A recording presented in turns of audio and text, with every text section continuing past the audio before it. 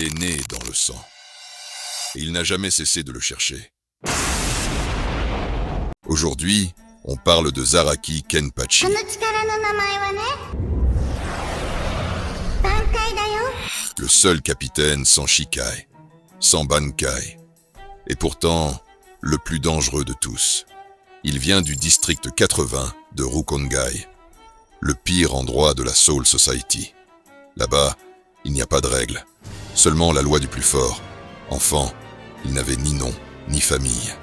Seulement un Zanpa couteau, volé sur le cadavre d'un Shinigami. Un jour, il a affronté une capitaine, Retsu Unohana, la première Kenpachi, et il l'a blessé, alors qu'il n'était qu'un enfant, sans entraînement. Ce jour-là, elle a compris. Elle venait de croiser un futur monstre. Des années plus tard, la soif ne l'avait pas quitté. Alors il a défié un autre monstre, Kenpachi Kiganjo, le capitaine de la 11e division. Le 10e Kenpachi, il l'a tué et a pris sa place. Car le titre de Kenpachi ne se reçoit pas, il se prend par la force. Zaraki est devenu capitaine, sans Shikai, sans Bankai, seulement avec sa puissance brute. Mais il était trop fort, beaucoup trop.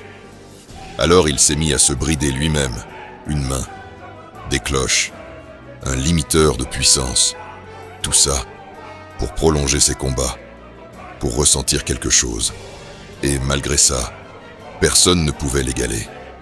Pas même les autres capitaines. Mais un jour, le Gotei 13 a eu besoin de son arme la plus puissante. Sauf que Zaraki, à force de se limiter, ne savait plus se battre à fond. Il avait peur de ne plus jamais trouver d'adversaire à sa hauteur.